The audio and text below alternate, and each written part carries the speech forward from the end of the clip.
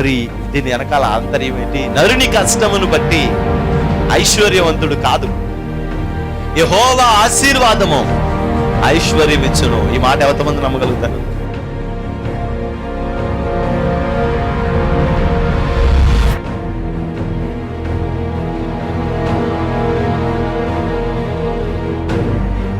ఆ రక్షణను మనం చూడాలి, అనేక ఆత్మల రక్షణను మనం చూడాలి. దేవుని యొక్క మందిరంలో దేవుడు చేసే అద్భుత కార్యాలన్నిటినీ మన కన్నులారా మనం చూడాలి. నేడు ఈ ఇంటికి రక్షణ వచ్చింది. ఎప్పుడో మన దోషములను మనం విడిచిపెట్టుకున్నాం.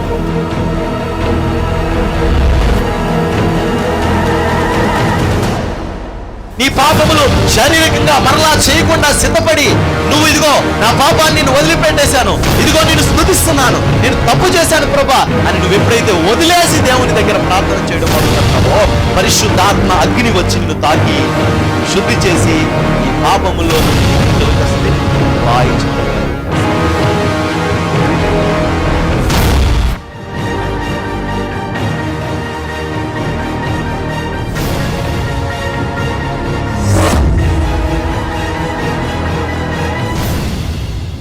కొన్నిసార్లు కొన్ని పరిస్థితులకి చాలా భయం కలుగుతుంది, కంగారు చేద్దాడు.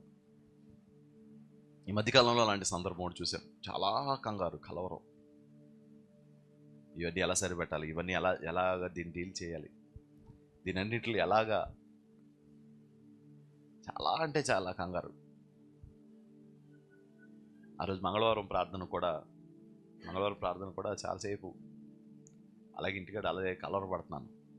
సరే ప్రార్థనకు వచ్చేసాను, సర్లే ఇంకెందుకులే ఇదంతా ఉన్న గోలే. ప్రార్థనకు వచ్చాను, ప్రార్థన చేసుకుంటున్నాను, దేవుని వాక్యం చెప్తున్నాను. వాక్యం చెప్తుంటే మెల్లగా హృదయం తేలికవడం మొదలవుతుంది. బరువైపోయిన హృదయం అంతా కూడా ఒకసారిగా తేలికవుతూ ఉంది. ప్రార్థనలో ఆరాధనలో ఏకీభవిస్తూ ఉంటే ఒకసారి బరువైన హృదయం అంతా కూడా మెల్లగా తేలికవుతూ ఉంది. ప్రభువా నీకు స్తోత్రం. నేను నా బరువుని నేను ఎప్పుడు పెంచేసుకుంటున్నానంటే ప్రార్థన చేయకుండా. నా కష్టాలు నేను ఎప్పుడు పెంచేసుకుంటున్నానంటే ప్రార్థన చేయకుండా. నా పనిలో నేను ఎప్పుడు అభివృద్ధి చూడలేదంటే ప్రార్థన చేయకుండా. దేవుని వాక్యంలో ఏమని రాసిందంటే, యేసుప్రభు వాళ్ళందరినీ ఇలాగే కూర్చోబెట్టి ఓ చక్కటి ఉపమానం చెప్పాడు. ఒక ఊర్లో ఒక విధవరాలు ఉంది, ఒక ఊర్లో ఒక అన్యాయసుడైన న్యాయాధిపతి ఉన్నాడు. ఈమె పలుమార్లు వెళ్ళి అతన్ని విసిగించింది, బాధ పెట్టింది, ఇబ్బంది పెట్టింది. ఆయన విధవరాలని కూడా చూడకుండా ఆమె పక్షంగా వెళ్ళి న్యాయం తీర్చాడు అని అన్నాడు. చివరికి కంక్లూజన్ ఇస్తూ అప్పుడు అంటాడు, దేవారాత్రము ఆయన సన్నిధిలో మొరపెట్టు మీ పక్షముగా ఆయన న్యాయము తీర్చడా అని అడుగుతాడండి. ఏమండి, ఆయన త్వరగా న్యాయము తీర్చును. ఎంత మంచి మాట అది! ఆయన త్వరగా న్యాయము తీర్చును అని అంటాడండి. ఏమండి, ఈరోజు మనం ఆలోచన చేస్తే అంత గోజాడే అనుభవాలు, అంత ప్రార్థన చేసే అనుభవాలు తగ్గిపోయినాయండి. ప్రార్థన రావట్లేదంటే నేను రావట్లేదంట్లా, వస్తున్నారు, కానీ అంత గోజాడే అనుభవాలు. ఏమండి, ఆదివారం వస్తే మందిరం అంతా నిండిపోతుంది. ప్రభు వల్ల ఆరాధన వచ్చినప్పుడు మందిరంలో విస్తారమైన ప్రజలు ఇరుక్కుపోతూ ఉంటారు, చోటు సరిపోదు. మంగళవారం ప్రార్థన వచ్చేటప్పటికి, మంగళవారం ప్రార్థనకు వచ్చేటప్పటికి చాలా చాలా తక్కువ. అంటే ఏంటంటే ఆదివారం ప్రార్థన రావాలి, ఫస్ట్ కాన్సెప్ట్. ఆదివారం ప్రార్థన రావాలి. సెకండ్ కాన్సెప్ట్ ఏంటంటే ఆదివారం ఏమండి పని సెలవు, అందుకని 800-1000 రూపాయల జీతము డబ్బులేమి వేస్ట్ అవ్వవు. ఓకే, రెండో పాయింట్. ఏమండి, ఆదివారము, శనివారము, మంగళవారము ఉపవాస ప్రార్థన, పైగా ఉపవాసం ఉండి మళ్ళీ అక్కడ ప్రార్థన చేయాలి. ఏ రోజు ఏ సమయంలో ఆయన మనల్ని దర్శిస్తాడో మనకు తెలియదు. ప్రతి సన్నిధిలో కూడా దేవారాత్రము అంటే అర్థం ఏంటి? సన్నిధి జరిగిన ప్రతి సమయంలో కూడా నువ్వు దేవునితో గోజాడగలిగే అనుభవాలు నీకు రావాలి. ఈ నామకార్థులు ఉంటారు చూసారా, ఆదివారం భక్తులు అంటారు వాళ్ళే. మనం కూడా ఆ గ్రూప్లోకి వెళ్ళిపోకూడదు. నామకార్థ భక్తులు ఉంటారు చూసారా, ప్రసంగం సమయానికి వస్తారు, ఆ గ్రూప్లోకి వెళ్ళిపోకూడదు మనం. నామకార్థ భక్తులు ఉంటారు చూసారా, వాళ్ళు వెళ్తే కొంచెం మనసు ఏదో కాసేపు ఏదో రిలాక్స్గా ఉంటాం అన్న విషయంలోకి వెళ్ళిపోకూడదు. ఆయన సన్నిధిలో దేవారాత్రము గోజాడి నేను జవాబు పొందుకోవాలి అనుకునే స్థితిలోకి రావాలి. నేను ప్రతి సన్నిధిలో కూడా ప్రార్థన చేయాలి, ప్రతి సన్నిధిలో కూడా ఏడవాలి, ప్రతి సన్నిధిలో కూడా మొరపెట్టాలి. అమ్మాయ్య తల్లిదండ్రి చనిపోయారు, అమ్మాయికి ఒక 2 గేదెలు ఉన్నాయి. ఆ గేదెల్ని ఆమె మేపుకుంటూ పాలు అమ్ముకుంటూ ఉంది. పాలు అమ్ముకుంటూ ఉంటే ఆమె పాలు అమ్ముకుంటూ ఉంటూ రోజుకి అది ఒక 5 లీటర్ల పాలు ఇచ్చేదట.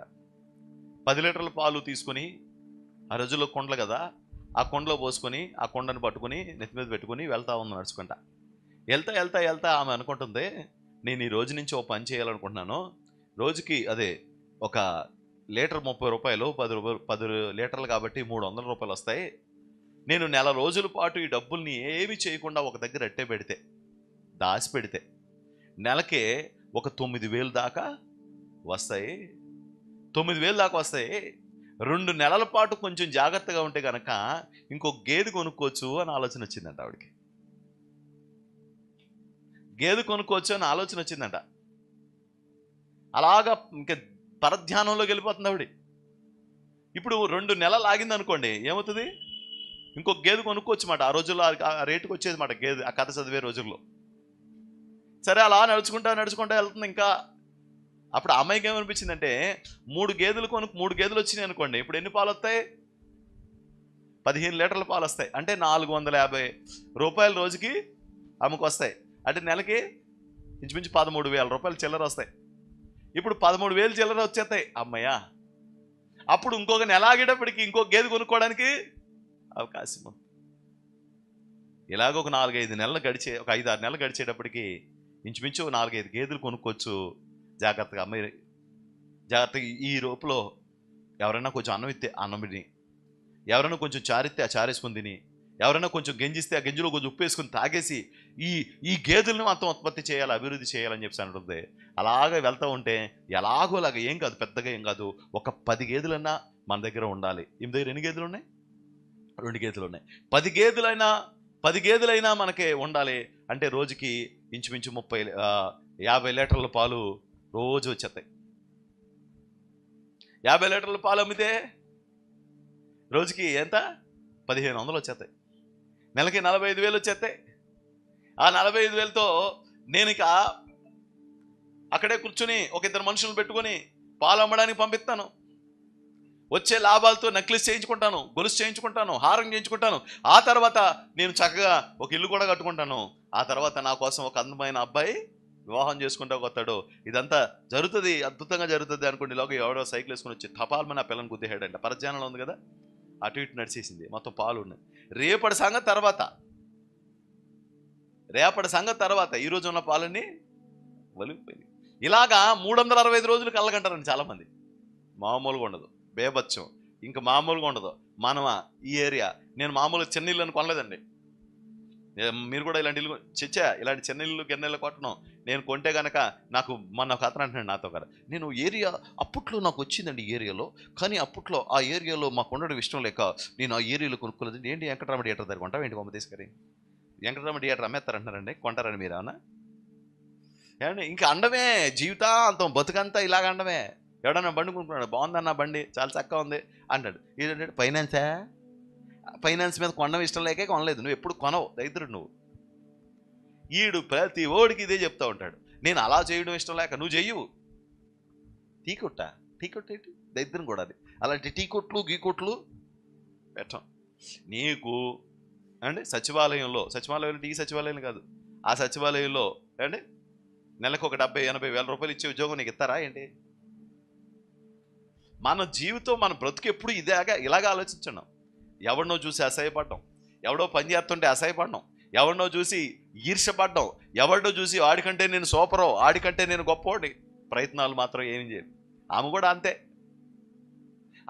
రోజు ఇలా అనుకోవడం, పాలు వంపేసుకోవడం, రోజు ఇలా వెళ్ళడం, పాలు వంపేసుకోవడం. ఎప్పుడు అభివృద్ధి చెందుతుంది? తినడానికి కూడు కూడా ఉంటుంది పరిస్థితి. అలా కాదు, కలలు కనడం అనేది సర్వసాధారణమైన విషయం. ఎక్కువ నిద్రపోయే వాళ్ళకి వచ్చేస్తూ ఉంటాయి కళ్ళు. దానికే ఉంది, కళ్ళ కారణం కాదు. ఆ కళలను మనం ఎలాగ మనం ఏదైతే మనం అనుకుంటున్నామో, ఆశపడుతున్నామో దాన్ని నెరవేర్చడానికి మనం ఎంతగా ప్రయాసపడాలి, అది క్రియారూపకంగా చూపించిన వాడే ఆ కృపను అనుభవించగలుగుతాడు. దేవునికి స్తోత్రం. హల్లెలూయా, హల్లెలూయా, హల్లెలూయా. మనం మాటల వరకు కాదు, నేను ప్రార్థన చేస్తాను అనడం కాదు, మాటల వరకు నేను వాక్యం చదువుతాను అనడం కాదు, మాటల వరకు నేను ఇలా చేస్తాను అనడం కాదు, అది నీ జీవితంలో క్రియలలో చేయగలిగే స్థితి. దివారాత్రులు, పగలు రాత్రి, పగలు రాత్రి ప్రార్థన. స్తోత్రం. ప్రతి క్షణంలోనూ ప్రార్థన, ప్రతి గడియలోనూ ప్రార్థన. దేవుడికి స్తోత్రం. మీకు వ్యూహాల్లోకి వెళ్ళి రావడానికి రావట్లేదు. పద్మవ్యూహంలోకి వెళ్ళడమే కానీ రావడం రాదంటారు కదా ఎవరైనా. అభిమన్యుడా వెళ్ళడమే కానీ రావడం రాదంట. మీ అందరికి కూడా రాదు, రావట్లే. స్టీవెన్సన్ గారిని చూసారనుకోండి, అక్కడి నుంచి రారు. మరి అయ్యే పాటలు వారం అంతా, మళ్ళీ 4 రోజులు మళ్ళీ ఇంకొక ఆయన రావాలి. అందులోకి వెళ్ళడమే కానీ దాంట్లోంచి బయటికి. ఏసన్ గారిని చూసారనుకోండి, ఆ పాటలే, ఇంకా వేరే పాటలు. మళ్ళీ ఓసన్న పాటలు, మన యోనిసి పాటలు అనుకోండి, యోనిసి యోనిసే, ఇది పెళ్లిలోకి వెళ్ళారనుకోండి, అక్కడికి వెళ్ళి రావట్లేదు బయటికి. తల్లంతిల్ల చెదరగొట్టేసుకుని అక్కడ విషయాలు, అక్కడ మాటలు, అక్కడ. ఒరే బాబు, ఎక్కడికైనా నువ్వు వెళ్ళు, ఆ గంటే అక్కడ ఉండు. ఆ 2 అక్కడి నుంచి వచ్చిన తర్వాత మళ్ళీ నువ్వు సాధారణమైన స్థితికి వచ్చేయాలి. వచ్చిన తర్వాత పడుకొని, నా పెళ్ళి కూడా ఎలా జరిగితే బాగుండు, నాది కూడా ఎలా జరిగితే, నాది కూడా ఇంకెక్కడ జరుగుతుంది, 3 పిల్లలు అయి పుట్టిన తర్వాత నీ పెళ్ళి. మీకు పెళ్లి చేసుకోవాలని ఉందా అని అన్నాడు ఆడేవడం. ఒరే మోదనష్టపోడా, ఇప్పుడు పెళ్లి చేసుకోవడం ఏంట్రా, ఇప్పుడు పెళ్లి చేసుకోవడం ఏంటి, అయ్యేం మాటలు అంటే. అలా కాదండి, ఊరికే మా కొత్త ఈవెంట్ ఒకటి కనిపెట్టారంట. పెళ్ళి అయిపోయిన వాళ్ళు అందరికీ మళ్ళీ పెళ్లి చేస్తారంట. అసలు ఒకసారి చేయడమే బోళ్ళంత నష్టం అని ఎడుతున్నాం ఇక్కడ. ఒకసారి చేసుకునే చచ్చిపోతున్నాం ఆ అప్పులు తెచ్చలేక. మళ్ళీ అప్పులు చేసి ఈ దరిద్రం కూడా వస్తుంది. కొత్తదంట. అతను వచ్చి నాతో చెప్తున్నాడు, సార్ మీతో మాట్లాడతారు, మీరు పెళ్లి చేసుకోవాలనుకుంటున్నారు అన్నాడు. ముందు నష్టం నీ కాబట్టి చెప్పాడురా. ఇది మొహం చూస్తుంటే అర్థం అవ్వట్లేదా? అంకుల్ అంటున్నారు చాలామంది ఇప్పటికే. మా మనవాళ్ళేమో తాతయ్య అంటారు. సిగ్గులేదు నీ ముఖానికి, నాకు పెళ్లి చేస్తానంటున్నావు పాపిష్టోడా. అలా కాదండి, అలా కాదు. కొత్తగా ఒకటి కనిపెట్టాం. మీకు పెళ్లి జరిగితే ఎలా ఉంటుందో అదంతా మేము క్రియేట్ చేసి అదంతా చేస్తామండి అంటే. అలా కొత్తగా ఒక స్కీము నేర్చుకోండి, చేసుకోండి. అప్పుడు నేను నన్ను వద్దులే బాబు, ఇప్పుడు అయింది చాలు, 3 సంవత్సరాలు 4 సంవత్సరాలు పట్టింది అవన్నీ రిస్కులు క్లియర్ చేసుకోవడానికి. ఇప్పుడు మళ్ళీ పెళ్లి చేసుకున్నాను అనుకో, మళ్ళీ అవన్నీ క్లియర్ చేస్తాకి చాలా సంవత్సరాలు పడుతుంది, నాకు వద్దులే కానీ నువ్వు మాట్లాడుకొని లేదంటే చాలా బాగుంటుంది. వండర్ఫుల్ ఫీలింగ్ అన్నాడు. వండర్ఫుల్ ఫీలింగ్ మాకు ఆల్రెడీ ఇంట్లో రోజు ఉంది. వండర్ఫుల్ ఫీలింగ్లు మళ్ళీ నువ్వు బయట మళ్ళీ పెళ్ళిళ్ళు చేసి మాకు అవన్నీ చూపించక్కర్లేదు, రోజు ఉంటాయి వండర్ఫుల్ ఫీలింగ్లు ఇంట్లో. ఉండవండి. మళ్ళీ దానికోసం మళ్ళీ పెళ్లి చేసుకోవాలి, మళ్ళీ పెళ్ళి ఏం మళ్ళీ పెళ్ళి. వ్యూహంలోకి వెళ్ళి ఏం చేయాలి. ఏదైనా పెద్ద ఇల్లు చూసామనుకో, ఆ ఇంట్లోకి వెళ్ళిన తర్వాత జీవితం ఆత్మహత్య చేసుకొని చచ్చిపోతాను నేను అనకూడదు. దేవా నీకు స్తోత్రం, ఆ ఇల్లు చూసావు, అక్కడ ఎంజాయ్ చేసావు, వచ్చే అంతే అయిపోయింది. ఓ పార్క్ వెళ్ళావు, ఆ పార్కులో ఉన్నావు, అక్కడికి వెళ్ళి బయటికి రావట్లేదు మనోళ్ళు. ఎక్కడికి వెళ్తే అక్కడ మనుషులు అయిపోతున్నాం మనం. ఎక్కడికి వెళ్తే అదే వచ్చేస్తుంది మనలోకి. 1 గంట పోయిన తర్వాత వచ్చి ప్రార్థన చేయడు. ఎవడైనా కొంతమంది లోక సంబంధమైన స్థలాలకు వెళ్తే 4 రోజులు ప్రార్థన చేయట్లేదండి. లోక సంబంధమైన స్థలాలకు వెళ్తే సంవత్సరం కూడా ప్రార్థన చేయని వాళ్ళు ఉన్నారు, లోకంలోకి వెళ్ళిపోయిన వాళ్ళు కూడా ఉన్నారు. కారణం ఏంటి? వెళ్తున్నారు కానీ లోపలికి బయటికి రావట్లేదు. అక్కడికి వెళ్ళాం, మన పని మనం పూర్తి చేసుకున్నాం, మళ్ళీ వచ్చేసి సేఫ్గా మన ప్రార్థనలో దేవారాత్రము. నీకు ప్రతి గడియలో కూడా నీకు ఆ సిచ్యువేషన్ గుర్తు రావాలి. నువ్వు ఎంత పెద్ద పెళ్ళికైనా వెళ్ళొచ్చు, ఎంత పెద్ద ఫంక్షన్కి వెళ్ళవచ్చు, ఎంత పెద్ద కార్యక్రమానికి వెళ్ళొచ్చు, ఎంత పెద్ద డూప్లెక్స్ ఇల్లు అయినా మీరు చూడొచ్చు, ఎంత అద్భుతమైన ప్రపంచంలో నువ్వు అడుగులనే పెట్టవచ్చు. కానీ నువ్వు నీ ఇంటికి వచ్చేటప్పటికి నువ్వు సహజమైన సాధారణమైన స్థితికి రాగలిగిన రోజునే నువ్వు కోరుకున్న కళను నువ్వు నెరవేర్చుకోవడానికి అవకాశం ఏర్పడుతూ ఉంటుంది. వ్యూహంలోకి వెళ్ళడం రావాలి మనకి. అందుకే చాలామంది పౌలు గారు కూడా అంటారు, నేనున్న స్థితిలోనే నాకు సంతృప్తి. అక్కడికి వెళ్ళాం, బాగుంది. రెస్టారెంట్కి వెళ్ళామనుకోండి, అక్కడ రకరకాలు ఉంటాయి. వెళ్ళిన తర్వాత అక్కడికి వెళ్ళి ఎవరైనా పప్పు టమాటా అండి, దొండకాయ ఎప్పుడు కొంచెం తెచ్చిపెట్టనని ఎవరన్నా అంటారా? అంటే మూర్ఖుడు అంటారు. ఏం చెప్తాం? బిర్యానీ చెప్తాం, మటన్ కర్రీ చెప్పుకుంటాం, అక్కడ ఏమైనా ఇంట్లో తినని స్పెషల్ ఏమైనా ఉంటే అక్కడ చెప్పుకుంటాం, తినేస్తాం. తినేసి వచ్చిన తర్వాత ఇంటికాడికి వచ్చి ఆయాసాలు వేయకూడదు. ఇంటికాడికి వచ్చి ఇంట్లో అలాగే ఉండాలి, లైట్లు కట్టేయాలి, చీకట్లో పెట్టాలి, గాజుది ఉంటుంది, అదేంటిది పెంగాణి ప్లేట్ ఉంటుంది, ఆ పెంగాణి ప్లేట్లో ఇలా వచ్చి ఇలా పెట్టాలి, దాంట్లో కర్రీ ముష్టోడు కొట్టించినట్టు వడ్డించాలి. అక్కడే అయిపోయింది అది. వెళ్ళండి, తినండి, శుభ్రంగా ఇంటికి వచ్చేయండి, మళ్ళీ ఇంట్లో ఆయాసాలు వేయకండి, అంతే. అక్కడ అయిపోయింది ఆ పెంగాణి ప్లేటు. అది మొత్తం కలిపి మన కేజీ మోసం పెడతాడు, బిల్లు మాత్రం 5,000 6,000 వేస్తాడు. అది సహజం. ఎల్లు బాగుంది, ఆ వ్యూహంలోంచి బయటికి రా. ఇక ప్రతిరోజు ఆ వ్యూహంలోకి వెళ్తున్నాడు కానీ పాపం ఇక బయటికి రావట్లేదు. ఇక ప్రతిరోజు వెళ్ళడం, బిర్యానీ తినడం, వచ్చాడు. ప్రతిరోజు వెళ్ళడం, బిర్యానీ తినడం, వచ్చాడు. వ్యూహంలోకి వెళ్తున్నాడు కానీ రావట్లేదు మనోడు. తిండి వ్యూహం. సినిమాకి వెళ్తాడు, అందులోకి వెళ్ళి సినిమా హాల్లోకి వచ్చుంటాడు. కరుణామయుడు 70mm సినిమా, కరుణామయుడు చూసి వచ్చేస్తున్నావా అట్లా. ఆ తర్వాత దౌర్భాగ్యుడు అనే సినిమా వచ్చింది, దానికి వెళ్తాడు. ఆ తర్వాత ముష్టోడు అనే ఒకటి వచ్చింది, దానికి వెళ్తాడు. ఇక ఆ వ్యూహంలోకి వెళ్ళాడు కానీ రాట్లా. నేను చెప్పే మాట ఏంటంటే, నువ్వు దివారాత్రము ఎప్పుడైతే ప్రార్థన చేసే అనుభవంలో ఉన్నావో, నువ్వు వ్యూహంలోకి వెళ్తావు కానీ అందులో చిక్కుపడవు, మళ్ళీ వచ్చేస్తావు. లోకాశలు ఉంటాయి, శరీరాశలు ఉంటాయి, డెలీలాలు లోకంలో ప్రతి చోట తిరుగుతూ ఉంటాయి. డెలీలాలు, మగ డెలీలాలు ఉంటాయి, ఆడ డెలీలాలు ఉంటాయి. ఈ డెలీలాలు ఊరిలోంచి మనం బయటపడుతూ దేవుని కొరకు విశ్వాస సంబంధమైన జీవితం జీవించడానికి ప్రార్థన అద్భుతమైన ఆయుధం. దాన్ని ఎప్పుడూ చేస్తూ ఉండాలి, ఎక్కువ చేస్తూ ఉండాలి, ప్రతి సందర్భంలో చేస్తూ ఉండాలి, ప్రతి అంశంలో చేస్తూ ఉండాలి. ఇప్పుడు ఈమె తీసుకొచ్చి నా తర్వాత ఇది మాయరోగం ఎందుకు వచ్చింది? మాయరోగం వచ్చింది. ఇప్పుడు ఆ పిల్లని, ఆ తర్వాత మొత్తానికి ప్రభు అన్నాడు కదా, వద్దు ప్రార్థన చేయకు ఆ పిల్లకి అని చెప్పి, ఆ పిల్లకి నేటి కూడా పిల్లలు పుట్ల నేటికి కూడా పుట్ల. పిల్లలు ఎందుకు పుడతారు? కొంపలు కూల్చే వాళ్ళకి పిల్లలు ఎందుకు పుడతారు? ఇలా కొంపలు తగలెట్టే వాళ్ళకి పిల్లలు పుడతారా? పుడితే అవన్నీ ఆ సంబంధాలన్నీ ప్రశాంతంగా నెమ్మదిగా ఉంటాయా? ఆ యొక్క పరిస్థితులన్నీ అట్లా. ప్రభు అన్నాడు చేయకు అన్నాడు. ఏంటి ప్రభు ఎవరో అనుకున్నాను నేను. ప్రార్థన చేయకు, పిల్లలు కావాలని ప్రార్థన చేయకు. ప్రభు ఈ బిడ్డను దీవించండి, ఆయన కృప చూపించండి. ఆ తర్వాత ఈడంటాడు, ఈ అమ్మాయికి పుట్టిన పిల్లల్ని ఆ పిల్లలకి ఎత్తాడంట. నికృష్టపు ఆలోచన. ఇలాంటి వాళ్ళు వాళ్ళ హృదయాలలో దేవునికి చోటు ఇవ్వకుండా వాళ్ళ జీవితాన్ని సర్వనాశనం చేసుకుంటూ ఉంటారు. అందుకని నువ్వు ముందుగానే నీకు ఒక అద్భుతమైన సీక్రెట్ ఏంటంటే, ఉదయం లేవగానే దేవుడి సన్నిధిలో ప్రార్థన చేయాలి. ఈరోజు ఉదయకాలం మధ్యాహ్నం సమయంలో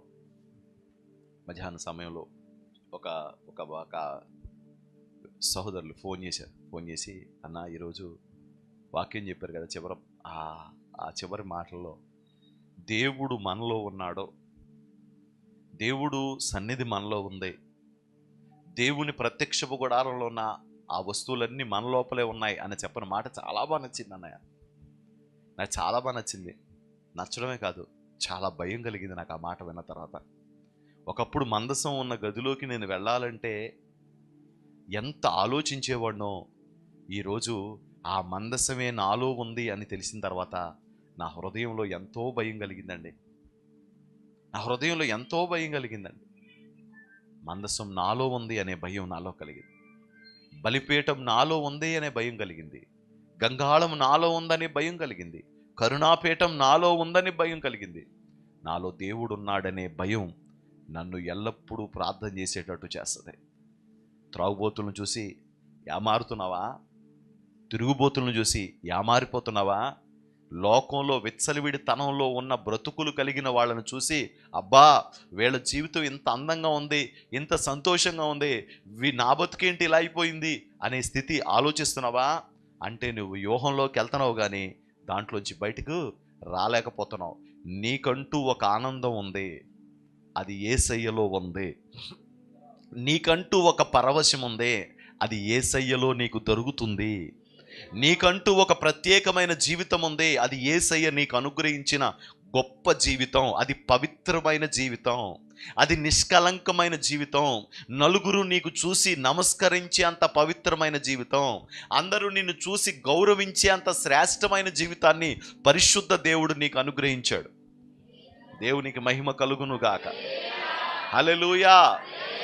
మీరేం చేస్తారో ప్రతిరోజు దేవుని సన్నిధిలో ప్రార్థన చేయడం, దేవుని సన్నిధిని క్రమం తప్పకుండా విడవకుండా పట్టుకుని ఉండడం. ప్రతి సమయం, ప్రతి సందర్భంలో కూడా దేవుని సన్నిధిని అలాగే పట్టుకోవడం. ఇప్పుడు ఆయన అంటున్నాడు, ఇంత గలిబిలి జరుగుతుంది కదా, మీరేం చేస్తారు? మేమందరం ప్రార్థన చేద్దాం, రండి అందరం ప్రార్థన చేద్దాం అని చెప్తున్నాడు. చూద్దాం. మేము మా దేవునికి ప్రార్థన చేసి వారి భయము చేత రాత్రింబగళ్ళు కావలి యుంచితిమి. మా విరోధులను వారు తెలుసుకొనకుండాను చూడకుండాను మనము వారి మధ్యకు చొరబడి వారిని చంపి. సరే, అది సెకండరీ. ఇప్పుడు విషయం ఏమైందంటే వెళ్ళే కొద్ది భారం ఎక్కువైపోయింది. ఎందుకంటే వెళ్ళే కొద్ది చెత్త, పేరుకుపోయిన చెత్త. అప్పుడు ముందు పని చేయడం, నేను మన వారం చెప్పాను, వాళ్ళు ముందు ఏదో ఒక ప్రోగ్రాం పెట్టుకోవాలి, పని మొదలెట్టేశారు. ముందు ఏం చేశారండి? పని ప్రారంభించేశారు. ముందు ఇది చేయలే. ఇప్పుడు వెళ్ళే కొద్ది ఏమైపోయిందండి? చెత్త భారం ఎక్కువైపోయింది. మన చర్చిలోనే ఉన్నాడు ఒక అబ్బాయి. వచ్చాడు, చర్చిలో కూర్చున్నాడు, ఆరాధన చేసుకున్నాడు, బయటకు వచ్చాడు, అన్నీ చూసుకున్నాడు. దాంట్లో ఒకటి 1400 1800 జోడు చూసుకున్నాడు, చక్కగా వేసుకుని చక్కగా నడుచుకుంటూ వెళ్ళిపోతున్నాడండి. ఎవరన్నా ఏంటమ్మా వెళ్ళిపోతున్నావు ఏంటి అని అడుగుతారా? అడగరు. ఇక్కడ ఎవడు జ్వరపడ్డాడో ఎవడొచ్చాడో మనకు తెలీదు. ఆ తర్వాత సీసీ కెమెరాలు చూస్తే ఒక అద్భుతంగా ఒక వ్యక్తి అటు ఇటు చూసుకుంటూ జోళ్ళన్నీ సెలెక్ట్ చేసుకుని, ఇందులో మంచి జోళ్ళు, కొత్త జోళ్ళు, ఖరీదైన జోళ్ళు ఏమున్నాయో చూసుకుని ఆ జోళ్ళు వేసుకుని వెళ్ళిపోయాడు. తర్వాత అతని దగ్గరికి వెళ్ళి మొత్తానికి మన వాళ్ళు జోళ్ళు తెచ్చుకున్నారు. అది అనుకోకుండా జరిగిన విషయం. అన్నిసార్లు అలా జరగదు. ఎవడొచ్చాడో మనకే ఎలా తెలుస్తుంది? మన మందిరంలోకి ఎవరో ఒకళ్ళు వస్తూ ఉంటారు. ఇంతమంది ఆరాధనలో జరుగుతున్న సమయంలో ఎవరో ఒకళ్ళు వచ్చి ఆరాధనలో కూర్చుంటారు. ఎలా తెలుస్తుంది? వీళ్ళకు కూడా పరిస్థితి. బోల్డ్ మంది ఉంటారో, ఈ బోల్డ్ మంది గోడ కడతా ఉంటే, వీళ్ళు పనులు చేసుకుంటూ ఉంటే ఆడప్పుడు దాకా ఏం చేస్తాడంటే పార కొడతా ఉంటాడు. పార కొట్టడం అని తెలుసు కదా, పార కొడతా ఉంటాడు. ఈ పార కొట్టేవాడు గుంపులోకి వెళ్ళిపోతాడు, పార కొడతా ఉంటాడు. ఇంకొకడు రాళ్ళు ఎత్తే గుంపులో ఉంటాడు, రాళ్ళు ఎత్తే పనిలో కలిసిపోయి వాళ్ళతో రాళ్ళు ఎత్తేస్తూ ఉంటాడు. వీళ్ళేమో పని ముమ్మరంలో ఉన్నారు. అలాంటి సమయంలో వీడు మెల్లగా ఏం చేస్తాడంటే వాడి దగ్గర ఉన్న కత్తి తీసుకొని ఆ పార కొడుతూ వీడి కడుపులో కసామని పొడిచేస్తాడు. లేకపోతే ఒరే అలా వెళ్దాం బయటికి రారా అని చెప్పి వెళ్ళి అక్కడికి వెళ్ళి వాళ్ళని చంపేయచ్చు. ఏమైనా జరగచ్చు. చాలామంది మన మధ్యలోకి చొరబడతా ఉన్నారు. రహస్యం అంతే. తొందరగా భయం కలిగిందంట. చూద్దాం, మాటలు చదువుదాం. మా శత్రువుల యొద్ద నివాసులై ఉన్న యూదులు వచ్చి నలుదిక్కుల నుండి మీరు మాకు సహాయమునకు రావాలనని మాటిమాటికి మాతో చెప్పగా, అందు నిమిత్తము గోడ వెనుకనున్న దిగువ స్థలములోను పైనున్న స్థలములోను జనులను వారి వారి కుటుంబముల ప్రకారము వారి కత్తులతోనూ వారి ఈటెలతోనూ వారి వెండ్లతోనూ నిలిపి తిని. మిగతా వాళ్ళు రండి బాబు, మేము పని చేస్తే సరిపోదు, మేము పని చేసుకోమా, ఇలా చూడమా, మిగతా వాళ్ళు అందరు రండి. అందరినీ ఈ పనిలో ఇన్వాల్వ్ చేస్తున్నాడు ఆయన. వాళ్ళు అడుగుతున్నారు, పని ఆపుతాకి కుదరదు ఎట్టి పరిస్థితిలో. నువ్వు పని మొదలెట్టావు కదా, ఆపడానికి కుదరదు. నువ్వు ఎలాగైనా చేయవలసిందే. నీకేం కావాలి? మాకు కొంచెం మధ్యాహ్నం పూట టీ ఇప్పించండి అయ్యా. టీయా శాంక్షన్. ఇంకేం కావాలి? కొంచెం 6 కొంచెం టిఫిన్ పెట్టించండి బాబు, శాంక్షన్. కొంచెం గంట ముందు వదిలేయండి బాబు మమ్మల్ని, ఆ శాంక్షన్. అంతేగాని పని ఆపడానికి లేదు. మీకేం కావాలంటే అవి ప్రొవైడ్ చేస్తాం, మీరు మాత్రం పని చేయాలంతే. యేసు రక్తభజ. దేవుడి స్తోత్రం. అసలు ఇంత అద్భుతంగా పని చేయించగలిగే దమ్ము ఆయనకి దేవుడిచ్చాడు. నాకు అది చదువుతున్నప్పుడు సేవలో ఎన్నో రకాలైన ఆలోచనలు వస్తూ ఉంటాయి. ఎక్కువ చదువుతూ ఉంటాను, ఎన్నో ఆలోచనలు వస్తూ ఉంటాయండి. ఎంత అద్భుతమైన అడ్మినిస్ట్రేషన్ చేస్తున్నాడు ఈయన, అద్భుతంగా ఉంది కదా. ఎంత ప్లాన్, ఎంత ఆలోచన, అసలు ఇంతమందితో పని చేయించడం అంటే అసలు సామాన్యమైన వాడికి వల్ల పడుతుందా? చాలా మందికి పని చేయడం వచ్చు, కానీ పని చేయించడం ఉండదు. పని చేయించడం ఉండదు. ఇక్కడే పెద్ద ప్రాబ్లం అన్నమాట. ఇక్కడ నెహెమ్యాకి పని చేయించడం వచ్చు, అద్భుతంగా పని చేయించడం వచ్చు, మాట్లాడడం వచ్చు, ఎవరితో ఎలా మాట్లాడాలో వచ్చు, ఎలా మాట్లాడితే ఆ పని చక్కగా జరుగుతుందో తెలుసు. అంత నైపుణ్యంగా మాట్లాడతాడు, అంత వివరంగా. వాళ్ళకి ముందే పెద్ద ప్రసంగం చేశాడు. ఆ ప్రసంగానికే వీళ్ళందరూ. ఈరోజు మనందరం మనతో ఉన్న వాళ్ళని, మన కుటుంబస్తుల్ని దేవుని పనిలో ప్రేరేపించి మనం వాళ్ళని నడిపించగలుగుతున్నామా? దేవుని పని చేయడానికి వాళ్ళని ఉత్సాహపరచగలుగుతున్నామా? నువ్వు ఈ పని చేయాలి అని చెప్పగలుగుతున్నామా? చెప్పలేకపోతున్నాం. అలా చెప్పగలగాలి. నువ్వు కూడా ఉండాలిరా దేవుడి పనిలో. దేవుడి పనిలో నువ్వు కూడా ఉండాలి. నువ్వు కూడా దేవుని పని చేయాలి. నువ్వు కూడా కష్టపడాలి. నువ్వు కూడా ఎంతో కొంత నా దేవుడికి నువ్వు పని చేయడానికి ఇష్టపడాలి. మీరంతా ఇలా కూర్చుంటే కృప పొందలేరు. పని చేయాలి దేవుడి కోసం. కొంతమంది దేవునికి ఇచ్చి సహకరిస్తారు, కొంతమంది పని చేసి దేవునికి సహకరిస్తారు. నేను అంటాను, ఇచ్చేవాళ్ళు పని చేయండి అంటే పని చేసేవాళ్ళు కూడా ఇవ్వండి. ఇచ్చేవాళ్ళు పని చేయండి. ఇచ్చేవాళ్ళు మనం అతీతం ఏముంటుంది? ఇచ్చేవాళ్ళు కూడా పని చేద్దాం.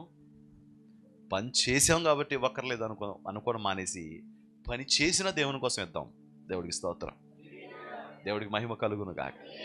హల్లెలూయా. ఇంత గొప్ప పని పాస్టర్ గారు నాతో చెప్పారు, అయ్యా మనం చాలా విషయాల్లో విశ్వాసుల్ని మనం కొన్నిసార్లు మనమే వెనక్కలాగుతూ ఉంటాం. దేవుని కొరకు పని చేయడం అంటే దేవుని శక్తిని పొందుకోవడమేనండి. దేవుని కోసం పనిచేయడం అంటే దేవుని శక్తి పొందుకోవడమేనట. ఎంత దేవుని కోసం మనం పనిచేస్తామో దేవుడు మనకు అంత శక్తిని కలుగు చేస్తాడట. దేవుడికి స్తోత్రం. దేవుని కోసం ఇవ్వడం అంటే దేవుని పనిలో వాళ్ళని పాలిభాగస్తులు చేయడమే, విత్తనాలు విత్తించడమే. విత్తనాలు విత్తడం నేర్పకపోతే పంట కోసుకోవడం ఎలా నేర్చుకుంటారండి వాళ్ళు? విత్తనాలు కూడా విత్తించాలి. విత్తనాలు కూడా విత్తించాలి. ఇచ్చే కృప మనకు కలగాలి. ఇచ్చే ధన్యత దేవుడు మనకు అనుగ్రహించాలి. ఇవ్వగలిగే సామర్థ్యం, ఒక దాంట్లో ఇన్వాల్వ్ నేను కూడా అయ్యాను అనేటప్పుడు ఒక అద్భుతమైన ఫీలింగ్ ఉంటుంది కదా, అది కల్పించాలి వాళ్ళకి. మనం కల్పించట్లా, చెప్పట్లే వాళ్ళకి. ఈ పనిలో నేను పాలి భాగస్తుడిని అవ్వాలి, ఈ పనిలో నేను కూడా ఉండాలి. వాళ్ళందరితో చాలా చక్కగా చెప్తున్నాడు ఆయన, మీకు ఏం కావాలో ఇస్తాను నేను, మీరు పని ఆపడానికి లేదు.